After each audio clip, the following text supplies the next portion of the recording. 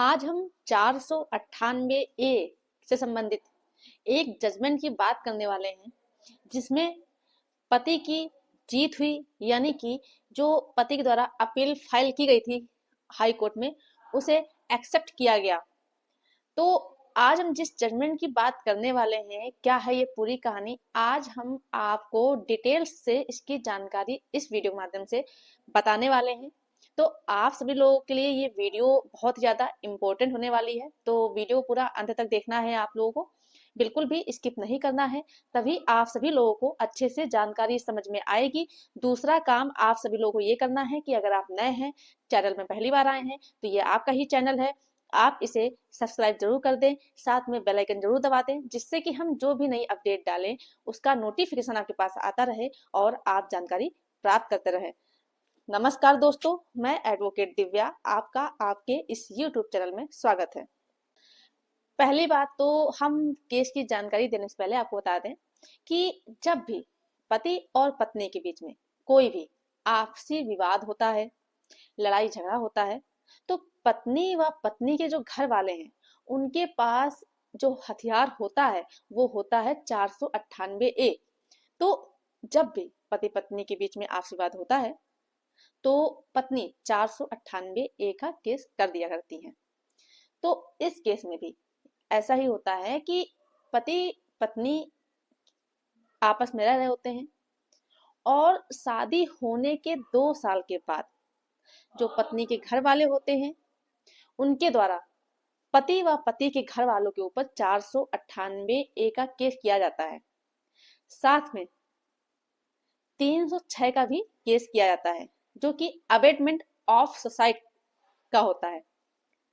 क्योंकि पत्नी 2 साल के बाद जहर खा करके मर जाती है। तो जो पत्नी के घर वालों को कहना होता है, तो वो ये कहते हैं कि मेरी बेटी को उसके पति व उसके घर वालों के द्वारा परेशान किया जा रहा था, उसके साथ क्रुएल्टी की जा रही थी और दहेज की डिमांड भी की जा रही थी, जिसकी वजह से मेरी पत्नी बहुत ज्यादा परेशान हुई और उसने सुसाइड कर लिया। जब ये ट्रायल कोर्ट में केस चला तो ये पत्नी के पिता और माता के पक्ष में फैसला आया। पति क्या करता है कि पति पहुंचता है अपील करने सेशन कोर्ट में, लेकिन वहां पर भी कोई रिलीफ नहीं मिलता है। इसके बाद पति जाता है ऑनरेबल हाई कोर्ट, वहां पर वो अपनी बात रखता है और जो पत्नी होती है उसके माता पिता भी अपनी बात रखते हैं। तो ऑनरेबल हाई कोर्ट दोनों पक्षों की बात सुनती है, समझती है और जितने भी एविडेंस होते हैं, जो भी डॉक्यूमेंट्स होते हैं, उन सारी चीजों को बहुत ही गौर से पढ़ने और समझने के बाद जो निर्णय देती है वो पति के पक्ष में देती है। वो कहती है कि जब पत्नी ने सुसाइड कर लिया, उसके बाद ही उनके पिता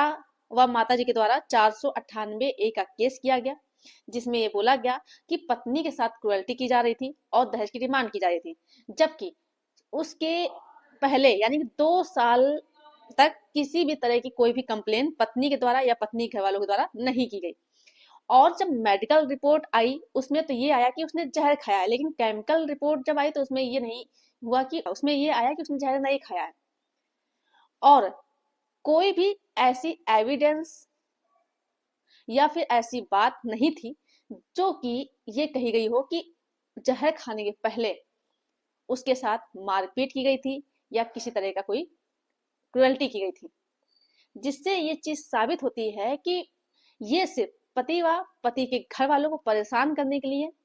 पत्नी के माता पिता के द्वारा 498 व 306 की कंप्लेन की गई थी, जो कि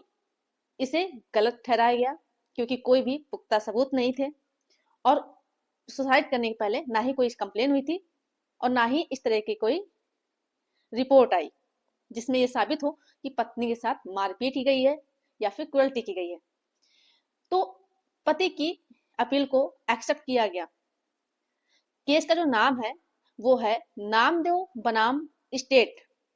जो कि हाल ही 2024 का जजमेंट है। तो ये जानकारी आप सभी लोगों को जरूर होनी चाहिए। अगर आपके साथ भी ऐसा कुछ है तो आप भी इस जजमेंट के माध्यम से